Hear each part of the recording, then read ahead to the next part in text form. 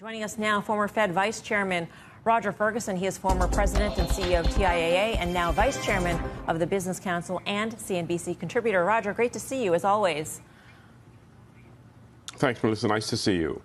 Jerome Powell seemed to go out of his way to say that a rate cut in September was not a foregone conclusion, yet that is what the markets believe. What was your takeaway from the press conference and from the statement? Look, I think he went out of his way to say it's not a foregone conclusion, but I also think, frankly, it's far more likely than not.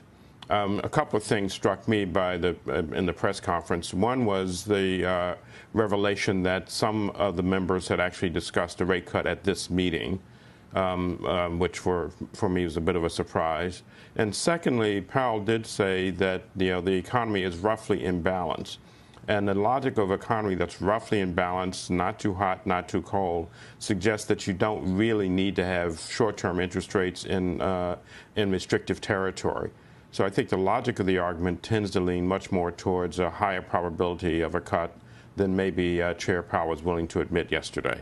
In terms of the dissenting members, Roger, it seems like in the statement they sort of tipped their hand to the concerns that they now have about the risks to the other side of the dual mandate. In other words, not just focusing on inflation, but also focusing on the risks to the employment picture, to the labor market. Is that a concern of yours? And I would imagine that that's one reason, at least, why there were some dissenting members here, if they were adding that into the statement.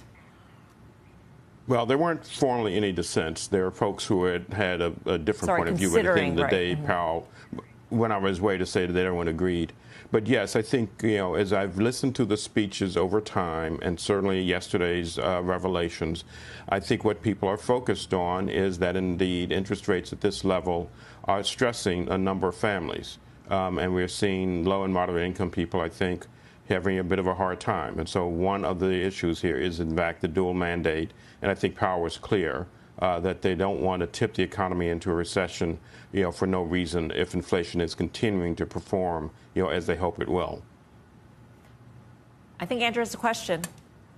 Hey, Roger, I'm actually curious not so much about September, but what you think the rest of the year really bodes, and whether you think we get a second rate cut, and then maybe even if you could start to extend it out farther than that. September, I obviously know everybody's focused on that, but it's almost after that becomes the next order of business.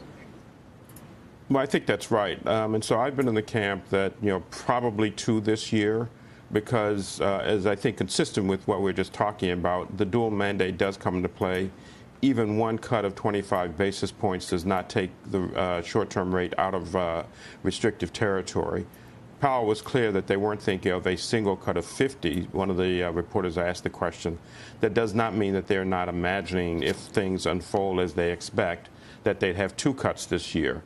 Going further out, we still have a data-dependent Fed, but I could imagine, some further reduction in rates, assuming the economy continues to, come in as expected, with inflation continuing to come down. But as Powell went out of his way to say, it is a data-dependent Fed, so we shouldn't get ahead of the data just yet. But I would say two cuts certainly should be conceivable this year if things unfold as we hope and expect they will.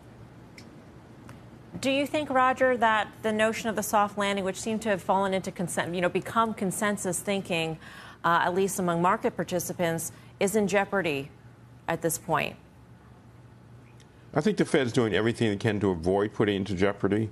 And so the conversation about the risk of going, too soon, moving down too soon, balanced with the risk of moving down too late, tells me that the Fed is really fingers crossed that they can get to a soft landing, and they're going to try to do that as best they can.